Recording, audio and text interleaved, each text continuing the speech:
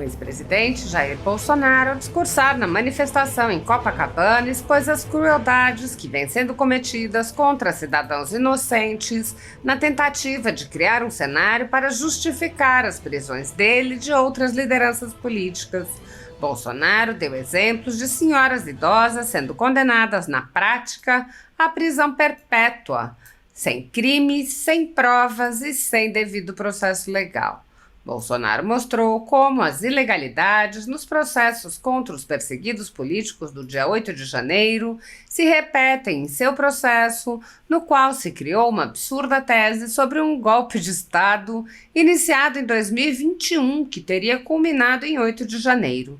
Ele apontou que uma banda da Polícia Federal serve aos interesses de Alexandre de Moraes e criou a narrativa de que o golpe teria se iniciado quando ele realizou uma live e apresentou um inquérito do próprio TSE.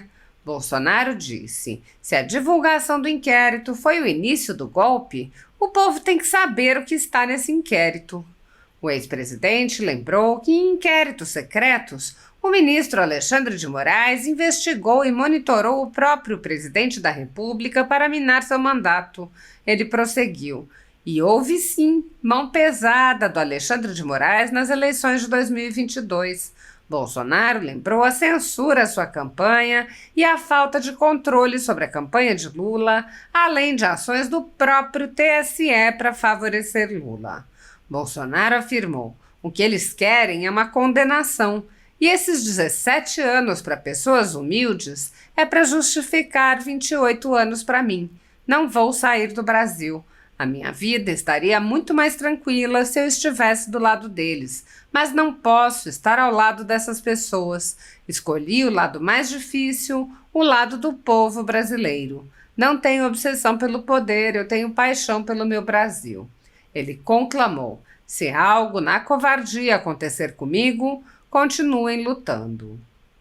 O ex-presidente comparou a perseguição feita pelo STF às atitudes do ditador da Venezuela, Nicolás Maduro, e disse: ameaçados inventam historinha de golpe. Que golpe é esse? Eles têm que provar que eu tentei. Dizer que o golpe começou em 2021 e terminou em 2023, ninguém engole essa história. Só não foi perfeita a história porque eu estava nos Estados Unidos. Se estivesse aqui, estaria preso ou morto por eles. Ele afirmou: eu vou ser um problema para eles, preso ou morto, mas eu deixo acesa a chama da esperança da libertação do nosso povo. O ex-presidente conclamou os deputados e senadores a aprovarem a anistia para os presos e perseguidos políticos de Moraes, lembrando: temos órfãos de pais vivos no Brasil, não existe maldade maior. Ele afirmou: hoje já temos votos suficientes para aprovar na Câmara, e acrescentou que o Lula vete, nós derrubaremos o veto. Bolsonaro reprovou a atuação abertamente política do Supremo Tribunal Federal, questionando: quem tirou esse cara da cadeia, anulou os julgamentos, trabalhou no escurinho do cinema para colocá-lo na presidência da República? Esses que fizeram esse trabalho disseram: salvamos a democracia. O ex-presidente mostrou que o regime que essas pessoas chamam de democracia inclui prisões políticas, perseguição e censura, e lembrou: sem liberdade de expressão não tem democracia. Bolsonaro afirmou: o meu ciclo vai se esgotar um dia, mas nós estamos deixando muitas pessoas capazes de me substituir no futuro. O lado de lá não tem nenhuma liderança. Nós acreditamos no futuro do nosso Brasil. Eles não derrotaram e não derrotarão o bolsonarismo, aqueles que defendem Deus, pátria, família e liberdade. Nós estamos mais fortes. Apoiadores do ex-presidente Jair Bolsonaro e pessoas que apenas têm um discurso diferente do imposto pelo cartel midiático vêm sendo perseguidos há muito tempo, em especial pelo judiciário.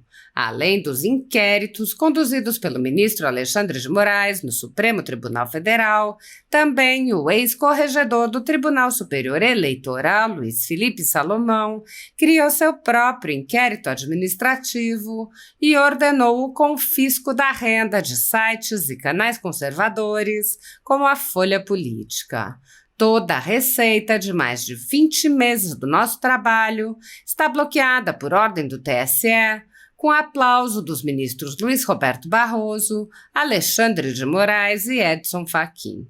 Anteriormente, a Folha Política teve sua sede invadida e todos os equipamentos apreendidos a mando do ministro Alexandre de Moraes em inquérito que foi arquivado por falta de indícios de crime. Se você apoia o trabalho da Folha Política e pode ajudar, use o QR Code para doar qualquer quantia para a empresa Raposo Fernandes ou use o código ajude@folhapolitica.org. Caso prefira, há a opção de transferência bancária para a conta da empresa Raposo Fernandes, disponível na descrição deste vídeo e no comentário fixado no topo. Há mais de 10 anos, a Folha Política faz a cobertura da política brasileira, mostrando atos, pronunciamentos e eventos dos três poderes, quebrando a espiral do silêncio imposta pelo cartel de mídia que quer o monopólio da informação. Pix ajude@folhapolitica.org. Assista. Bom dia, meu Rio de Janeiro! Bom dia, meu Brasil! Eu confesso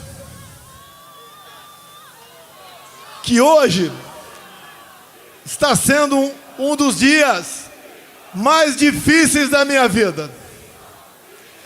Porque nós vamos falar aqui sobre a vida de inocentes.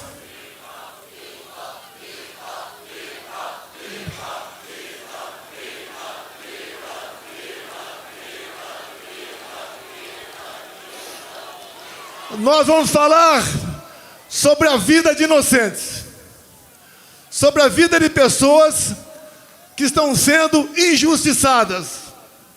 Eu jamais esperava um dia estar lutando por anistia de pessoas de bem, de pessoas que não cometeram nenhum ato de maldade, que não tinham intenção e nem poder para fazer aquilo que estão sendo acusados. É muito comum seus governadores, Tarcísio, Mauro Mendes, Cláudio e Jorginho. Aqui nós sempre dizemos que defendemos as mulheres. Qualquer coisa contra uma mulher é uma polêmica enorme no Brasil. E obviamente, mais que a defesa, devemos ter consideração com as mulheres. E olhem só, eu vou citar o nome de 5 mulheres aqui. A primeira, Débora dos Santos, está 2 anos em prisão preventiva. Está sendo julgada nesse momento em plenário virtual. Todo mundo está esperando mais uma condenação, com uma pesada pena. Eu peço a Deus que isso não ocorra. Temos também a senhora Valdete Ferreira, 73 anos de idade. Condenação, Cláudio Castro, 11 anos de cadeia. Temos também a senhora Iraci Naguchi, 71 anos de idade. Condenação, Tarcísio, 14 anos de cadeia. Temos aqui de Santa Catarina, Jorginho, a senhora Fátima de Souza, 67 anos de idade.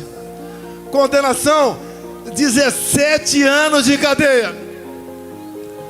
E a última aqui, eu cito Mauro Mendes, que é de Mato Grosso, mas a senhora do Ceará, senhora Francisca Eudete, 62 anos de idade. Condenação, 13 anos de cadeia. E mais dezenas de condenações. Homens, avós, jovens mulheres, mães que acordam e dormem sem dar um beijo nos seus filhos, como faltou aqui agora. Como havia combinado, com o Bruno Scheid, trazer uma senhora de Ji-Paraná, Rondônia. Essa senhora tem 6 filhos. O mais velho, 10 anos. O mais novo, 10 meses. O marido, um caminhoneiro, que chegou num frete de Rondônia, naquele fatídico domingo de 8 de janeiro, lá em Brasília. Tomou um banho e foi para a esplanada. Acabou sendo pego. Condenação, 14 anos de cadeia. Essa senhora com 6 filhos teve seus vencimentos como servidora de Rondônia bloqueados. Vive de favores. E esse homem está foragido. Talvez esteja na Argentina com dezenas de outros patriotas. Eu jamais pude imaginar um dia na minha vida que teríamos refugiados brasileiros mundo afora. Até há poucos anos, a gente não sonhava em passar por uma situação como essa. E estamos passando.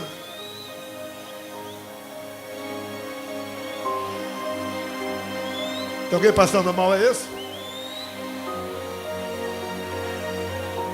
O bombeiro, por favor. Aquela senhora que está em pé ali, levantando a mão, tem uma pessoa que está passando mal ali, por favor.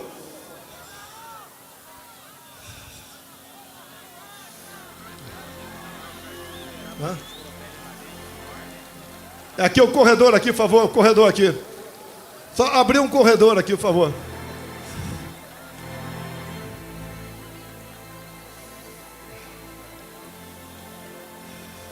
Ok?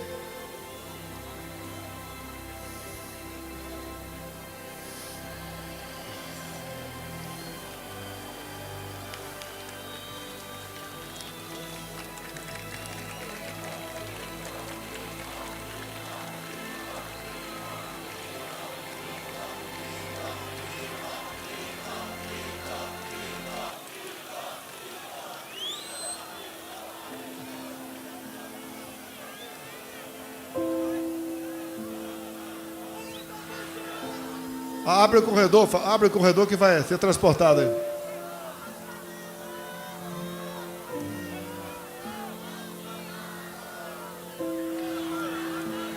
Ok? Posso continuar?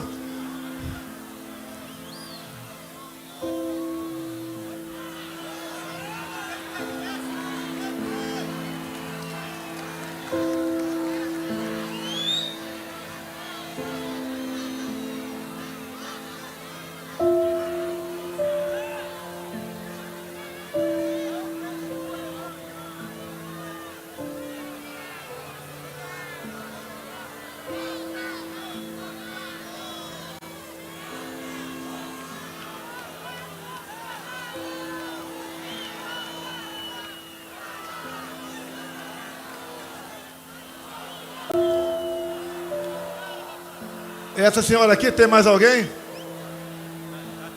Tá atendendo ali.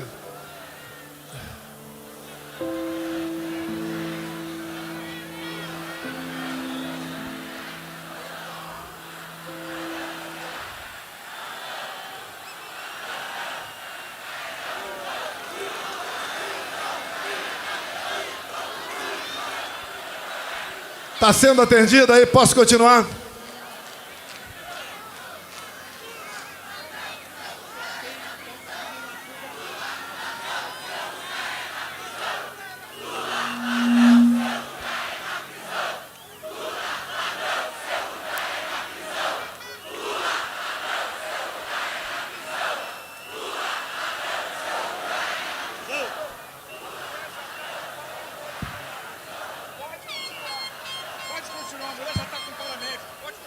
Serviço médico já está presente.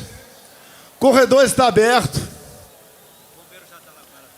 Bombeiro já está ao lado do colega que está passando mal. Vamos continuar. Se precisar, eu paro. Uma pessoa é importante para nós. Vida e liberdade se confundem. E entendo que a liberdade é tão importante quanto a própria vida. Que uma pessoa sem liberdade não vive. Essas pessoas, essas senhoras, já idosas, todas mais novas do que eu. Porque na sexta-feira agora, eu chego nos meus 70 anos de idade, se Deus quiser. 70 anos bem vivido. Algumas tribulações, mas a satisfação e a consciência de estar ajudando o seu país a sair da escuridão. Essas pessoas que eu citei aqui, senhoras idosas, acusações, entre outras, dano qualificado. Elas têm força para quebrar alguma coisa? Tem alguma imagem de uma delas quebrando alguma coisa? Por que nós sabemos que a pena tem que ser aplicada a quem realmente cometeu aquele dano? Uma outra, associação criminosa armada. Essas senhoras, foi encontrada alguma arma com alguém no dia 8 de janeiro de 23? Uma outra, golpe de Estado. Como disse há poucas semanas no programa Roda Viva, ministro da Defesa José Múcio, golpe de Estado é o povo, forças armadas e uma liderança. Quem é a liderança ou quem foi a liderança dessas pessoas? Não tiveram. Foram atraídas para uma armadilha. Até o presidente da República, que costuma acordar tarde durante a semana, acordou cedo domingo e foi para Araraquara. Outro dia conversei com um colega de Israel. Ele falou: que golpe foi esse que o Mossad não ficou sabendo? Quando se há uma tentativa dessa natureza pelo mundo, em poucos minutos o mundo todo toma conhecimento. Mas qual o objetivo deles? O que eles querem? Todas as narrativas contra mim foram para o espaço. Marielle Franco, baleia, 100 imóveis no Vado Ribeira, móveis no Alvorada, joias, vacina, tudo foi embora. Sobrou a fumaça do golpe. Quando o Malafaia fala em dispositivos constitucionais, eu talvez, por obrigação, conheço um pouco mais a Constituição do que ele. Quando se fala em estado de sítio, estado de defesa, o primeiro passo é o presidente convocar os conselhos da defesa e o Conselho da República. Foi convocado? Não! Você vai naquele trabalho mal feito daquela banda da Polícia Federal que serve Alexandre de Moraes. Está lá que o golpe, segundo eles, começou no dia 29 de julho de 21. Alguém sabe o que aconteceu nesse dia? Vocês não sabem. Uma live que eu fiz lá no Alvorada e critiquei o sistema eletrônico de votação, onde eu dissequei um inquérito aberto em novembro de 2018. Inquérito que até hoje está em aberto. Inquérito esse que eu mostrei para os embaixadores, que no dia seguinte o Alexandre de Moraes classificou esse inquérito como confidencial, ou seja, secreto. Secreto por quê? Qual é a alma da democracia?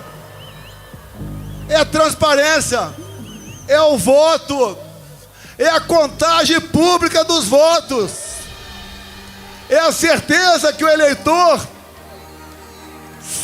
chega de dizer que votou em tal pessoa, o voto foi para aquela pessoa.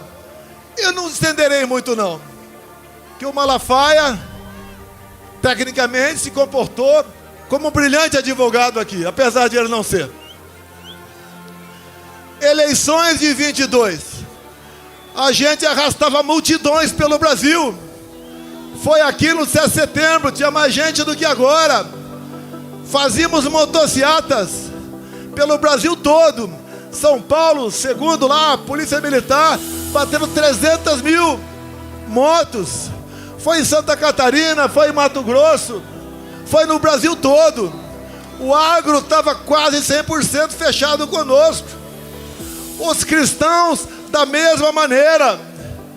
Nós tínhamos majorado com responsabilidade o Bolsa Família para R$600. Nós, com o Rogério Marinho presente aqui, levamos água para o Nordeste. A Tereza Cristina na agricultura abriu comércio com o mundo todo.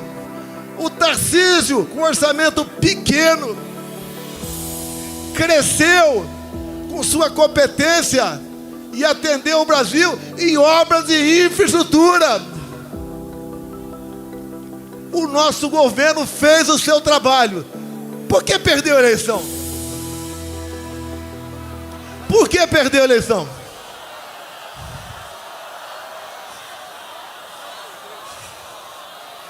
Será que a resposta está no inquérito 1361, secreto até hoje?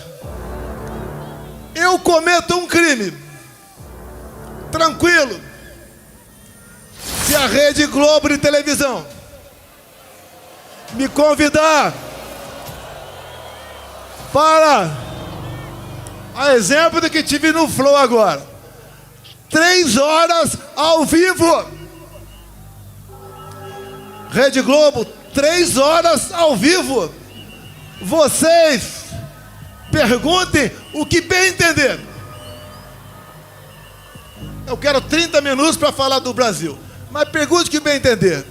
E eu abro esse inquérito secreto ao vivo na TV Globo. Não sei se meus advogados conseguirão esse inquérito, mas se a divulgação do inquérito foi o início do golpe, o povo tem que saber o que está nesse inquérito.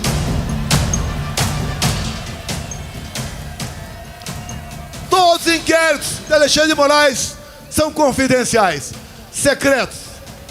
Ninguém pode saber de nada o que está ali. Ele começou a investigar o presidente da República em julho de 21. A PF não pode investigar o presidente. E não tinha um fato definido. Era um inquérito secreto, originário daquele outro, do fim do mundo. Nos acompanhava 24 horas por dia. O que eles queriam com isso? Minar a presidência da República. Não queriam que a gente continuasse. E houve sim mão pesada do Alexandre de Moraes por ocasião das eleições de 22. Por exemplo, segundo decisão dele, eu não podia mostrar a imagem do Lula defendendo o aborto. Eu não podia botar a imagem do Lula defendendo ladrões de celular, dizendo que isso era para tomar uma cervejinha. Eu não podia mostrar a imagem do Lula com ditadores do mundo todo. Eu não pude mostrar o Lula em 2009 no Irã defendendo o enriquecimento de urânio para aquele país, e o Lula dizendo que era para fins pacíficos. E nós sabemos, o que o Irã sempre quis foi varrer Israel do mapa. Eu não pude mostrar imagens do 7 de setembro. Eu não pude mostrar imagens do cortejo fúnebre da rainha da Inglaterra. Eu não pude mostrar trechos das minhas falas por ocasião da ONU. ele fez uma campanha para menores de 16 e 17 anos tirar título. E essa garotada dessa faixa etária, a tendência é sempre votar na esquerda. Mais de 4 milhões de votos aí. Pelo menos 2 milhões para o outro lado. Nos foi retirado 1,5 milhão de inserções de rádio por ocasião das eleições. O outro lado podia fazer tudo. Me chamava de misógino, de fascista, de nazista, até de pedófilo os caras me chamaram. De assassino da Marielle Franco. Podia tudo. E nós vimos de uma pandemia e de uma guerra. E nós demos tudo pelo Brasil. Se não fosse a excelente qualidade dos meus ministros e teus assessores, o Brasil tinha afundado na economia. Mas foi diferente. Atendemos os mais humildes com auxílio emergencial. Compramos 600 milhões de doses de vacina para quem quis tomar. Não exigi de ninguém. Não cobrei cartão vacinal. E o mundo está vendo agora o que foi aquele período, em especial, um relatório do Congresso americano de 500 páginas sobre o assunto. A verdade dói e pode tardar, mas ela não falha. Essas pessoas que estão presas, homens e mulheres, idosos, jovens mães, esse é o motivo desse nosso encontro aqui hoje em Copacabana. Mas o que eles querem no final das contas, como o ministro disse há pouco tempo, nós derrotamos o bolsonarismo. O que eles querem? Como viram que a questão da inelegibilidade dá para ser alterado, afinal de contas, me tornaram inelegível. Por quê? Pegaram dinheiro na minha cueca? Alguma caixa de dinheiro no meu apartamento? Algum desfalque estatal? Porque me reuni com embaixadores. E a outra, porque subi no carro de som do Silas Malafaia. A primeira, abuso de poder político. Não ganhei nenhum voto com aquilo. A outra, abuso de poder econômico. Não gastei nenhum centavo com isso também. O que eles querem? É uma condenação. Se é 17 anos para as pessoas humildes, é para justificar 28 anos para mim. Não vou sair do Brasil. A minha vida estaria muito mais tranquila se eu estivesse do lado deles. Infelizmente, quem prejulga e julga e faz maldade contra o povo, não posso estar do lado dessas pessoas. Escolhi o lado mais difícil, o lado do meu povo brasileiro. Não tenho obsessão pelo poder. Eu tenho paixão pelo meu Brasil. Se algo na covardia acontecer comigo, continue lutando. O que eles querem aqui no Brasil é fazer igual a Venezuela. Lá foi implementado o voto impresso por pressão do governo Biden. E a primeira vez que teve eleições com voto impresso lá na Venezuela, o que aconteceu? Primeiro, o Maduro tirou da sua frente a sua oposição. Tornou Maria Corina e Capriles inelegíveis por 15 anos. Com a acusação?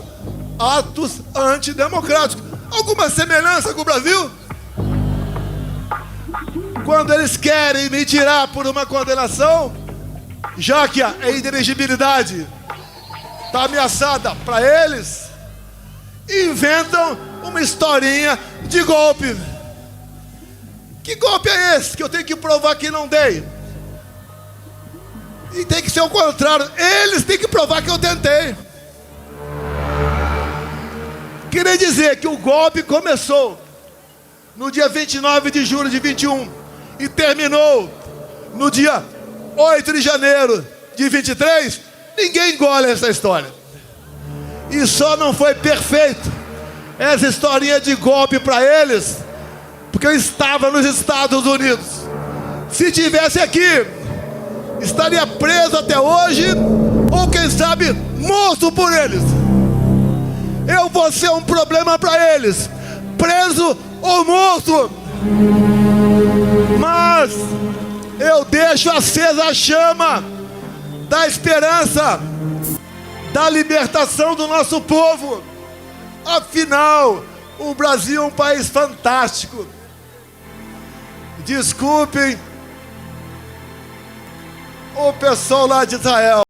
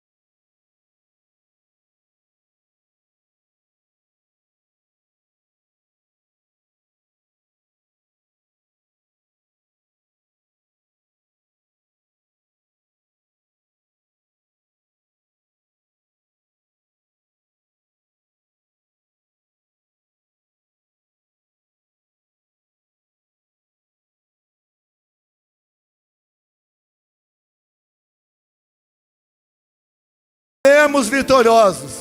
Nós veremos aparecer a justiça, se não é para aquele outro poder que existe para isso, pelo poder legislativo, que até o Lula vete. Nós derrubaremos o veto. Agora, por que a esquerda está contra a anistia? Já que eles, ao longo da história, sempre foram beneficiados de anistia. Como disse há pouco tempo, editorial, o jornal O Estado de São Paulo.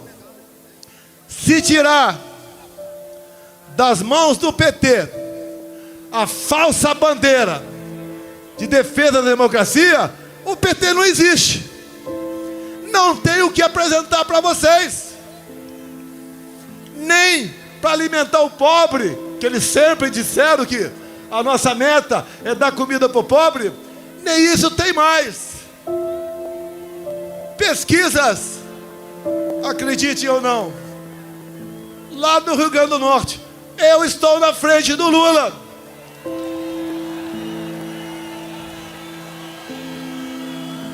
Indo para o encerramento, façamos comparações. Compara o nosso governo de poucos anos com o atual. Dá para comparar. Dá para comparar. Na infraestrutura, o atual ministro do PT com Tarcísio de Freitas.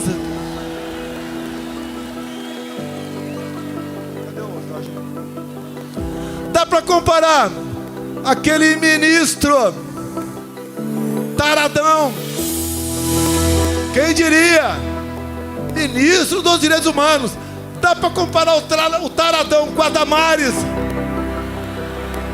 Dá para comparar o atual ministro da Agricultura, que está fazendo o preço explodir pelo Brasil, com a Tereza Cristina. Na economia, dá para comparar o Haddad com Paulo Guedes.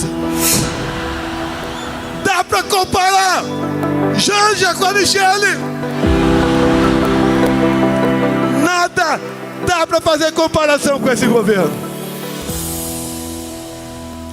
E a gente se pergunta o tempo todo: quem tirou esse cara da cadeia?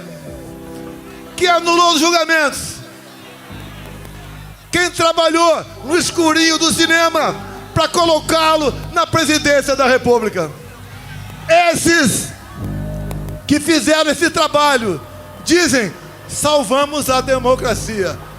Essa democracia que está vivendo com prisão de inocentes,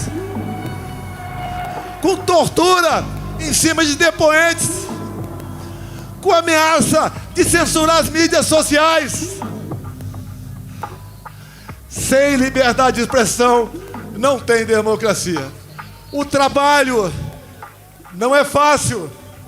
Alguns querem rapidez, mas creio que o que está acontecendo vai servir de musculatura para todos, para que nós brevemente possamos dizer aqui no Brasil: eu vivo num país democrático. E quem tem que dizer o que pode ou não ser feito no Brasil é o povo brasileiro. Nós somos escravos da vontade de vocês.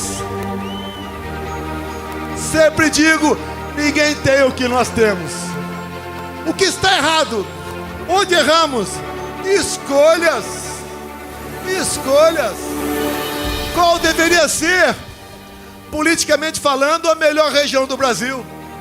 A mais próspera, a com mais igualdade, com mais oportunidade, com mais amor. Tinha que ser respeitosamente o nosso Nordeste. E por que não é? Não é porque o PT está 20 anos lá, roubando o nordestino, sonegando educação para eles. Os estados com maior índice de violência, infelizmente, é o Nordeste. E aqui comigo, por coincidência, os 2 melhores, os 3 melhores em índice de violência: Mato Grosso, Santa Catarina e São Paulo. Mas, meus amigos, meus irmãos do Rio de Janeiro, eu só tenho a agradecer a vocês. Desde que vocês acolheram esse jovem garoto caipira em 73, lá em Resende, na Academia Militar, jamais eu esperava que a minha vida acontecesse tudo isso, bem como jamais esperava que na minha vida Ele colocasse ao meu lado pessoas fantásticas, pessoas maravilhosas, patriotas, que têm Deus no coração. O meu ciclo vai se esgotar um dia, mas nós estamos deixando muitas pessoas capazes de me substituir no futuro. Por lá de lá não tem nenhuma liderança. Por lá de lá não tem o que falar para se apresentar junto a vocês. Nós acreditamos no futuro do nosso Brasil. E o último ato aqui, esta senhora que está do meu lado e as suas 2 filhas. Aqui é a viúva do Crezão.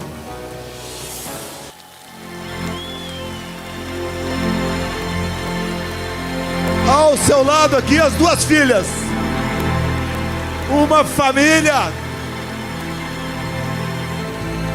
que tendo em vista